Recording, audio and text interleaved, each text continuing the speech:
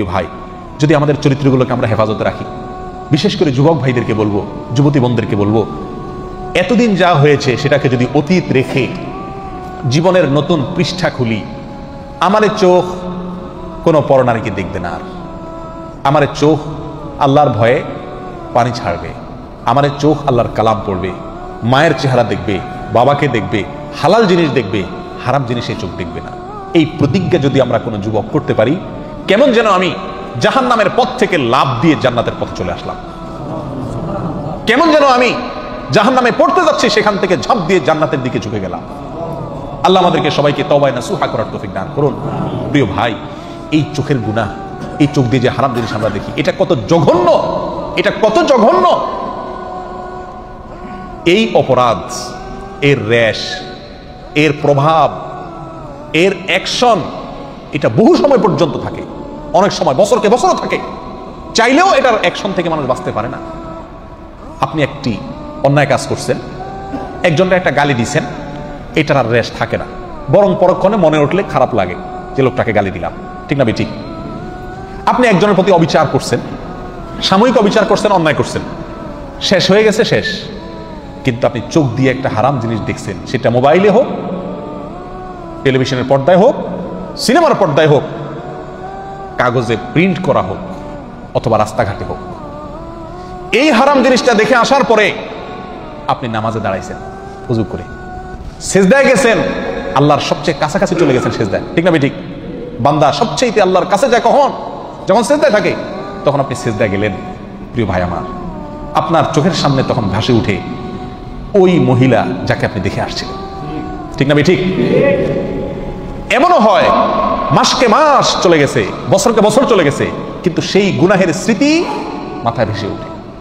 আপনি আছেন সিজদায়, করতেছেন আল্লাহর ইবাদত, কিন্তু আপনার অন্তর গুনাহ করতেছে, অন্তর জেনা করতেছে, নামাজের মধ্যে আপনি জেনা করতেছেন, রোজা রেখে আপনি জেনা করতেছেন, ঠিক না বেঠিক?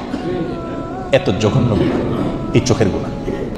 প্রিয় ভাই, এই চোখের গুনাহকে আমরা গুনাহ মনে করি না। এর একটা অন্যতম কারণ হলো এই গুনাহটা করা খুব সহজ।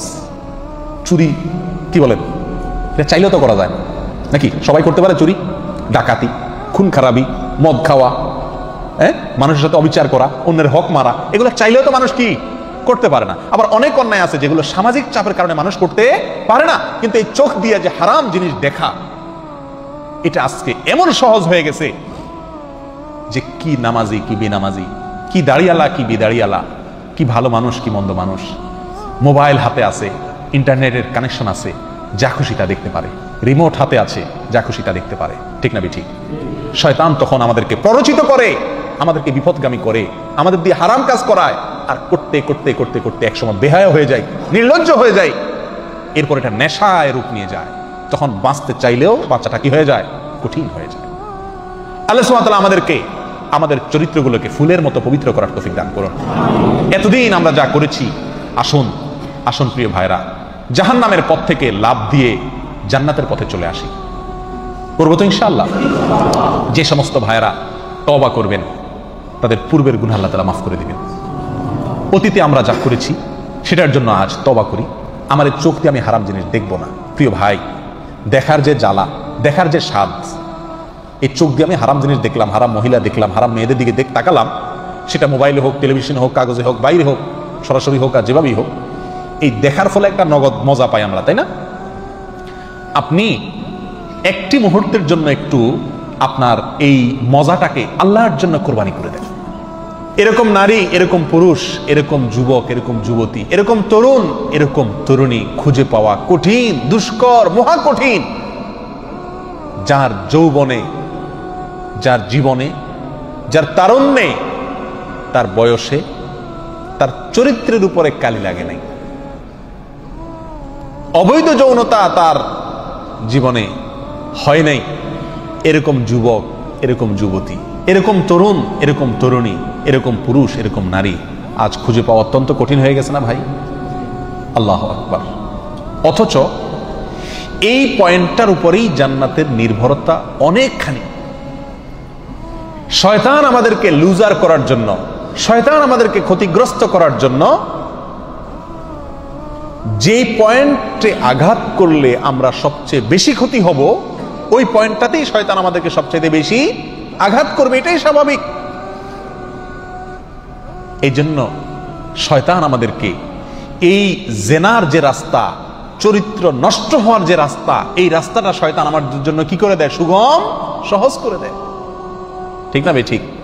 প্রিয় ভাইয়েরা, নবী সাল্লাল্লাহু আলাইহি সাল্লামের আরেকটা হাদিস এই প্রসঙ্গে উল্লেখ করার মতো, আবু হুরায়রা রাদিয়াল্লাহু তাআলা আনহু বর্ণনা করেছেন, যেটি তিরমিজিতে বর্ণিত হয়েছে। নবী আলাইহিস সালাতু ওয়াস সালামকে জিজ্ঞাসা করা হয়েছিল, ওয়াসুইলা আন আকসারি মা ইউদখিলুন নাস আন-নার, মানুষকে সবচেয়ে বেশি জাহান্নামে নিয়ে যাবে কোন জিনিসে? জিজ্ঞাসা করা হয়েছে নবী সাল্লাল্লাহু আলাইহি সাল্লামের কাছে, কোন কাজে মানুষকে সবচেয়ে বেশি কোথায় ঢুকাবে? জাহান্নামে ঢুকাবে। কোন অঙ্গের কারণে, কোন অঙ্গের অপরাধের কারণে মানুষ জাহান্নামে বেশি যাবে? নবী সাল্লাল্লাহু আলাইহি ওয়াসাল্লাম ইরশাদ করেছেন, আল ফামু ওয়াল ফারাজ, দুটি অঙ্গ ভাই, এক হলো মুখ, আরেক হলো লজ্জাস্থান। এই মুখ দিয়া দ্বিতীয় সর্বোচ্চ গুনাহ আমরা করি, সবচেয়ে বেশি অপরাধ করি আমরা লজ্জাস্থান দিয়া, যৌনতা দিয়া, চোখ দিয়া, চোখের গুনাহ। আর দ্বিতীয় সর্বোচ্চ অপরাধ বা গুনাহ হয় এই দুই ঠোঁট দিয়া, হয় হারাম খায়া আর না হলে হারাম কথা বলে আমরা অসংখ্য অগণিত গুনাহ করছি। এই হাত দিয়ে এত গুনাহ করা হয় না, দুই পাও দিয়ে এত অপরাধ আমরা করি না, মাথা দিয়ে এত অপরাধ আমরা করি না, অন্য কোন অঙ্গ প্রত্যঙ্গ দিয়ে এত অপরাধ আমরা করি না, যত অপরাধ করি এই দুইটা অঙ্গ দিয়া, মুখ এবং লজ্জাস্থান অর্থাৎ যৌনতা। আর নবী সাল্লাল্লাহু আলাইহি সাল্লাম বলছেন, এই অঙ্গ দুটি মানুষকে সবচেয়ে বেশি কোথায় নিয়ে যায়? জাহান্নামে নিয়ে যায়। 3 যুবক একবার একটি গর্তে বিপদে আটকা পড়ে গিয়েছিল, তাদের গর্তের মুখ পাথরে বন্ধ হয়ে গেছিল। আপনারা শুনছেন না ঘটনা?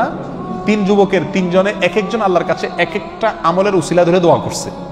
তার মধ্যে এক যুবক ছিল, যে যুবক আল্লাহর কাছে দোয়া করছে এই কথা বলে, আল্লাহ, একবার আমার এক নিকটাত্মীয়া বোন সুন্দরী ছিল, অভাবে পড়েছে, তার কোনো উপায় ছিল না টাকা ছাড়া, আমি তাকে তার অভাব দূর করার জন্য প্রস্তাব দিলাম তার সাথে জেনার। তখন সে বাধ্য হয়ে, যেহেতু তার কোনো উপায় নাই, সে বেচারি রাজি হয়ে গেছে। আমিও একান্তে তার কাছাকাছি চলে গেছি, কিন্তু সেদিন আমার সঙ্গে সঙ্গে মনে পড়েছে আমার আল্লাহ আমাকে দেখছেন, আর সেই ভয়ে ওইখান থেকে আমি টাকা দিয়ে আমি ফিরে চলে আসছি। মালিক, সেই কাজটি আমি করেছি তোমার ভয়ে, কেউ ছিল না, শুধু তোমার ভয় আমার অন্তরে ছিল। এই তোমার ভয়ে আমি একটি ভালো কাজ করেছি, সেই উসিলায় আজকে আমি মৃত্যুর মুখে পতিত, গর্তের মুখ বন্ধ হয়ে গেছে, পাথর পড়ে, এই পাথরটা তুমি সরায় দাও। আল্লাহ তাআলা সরায় দিছে।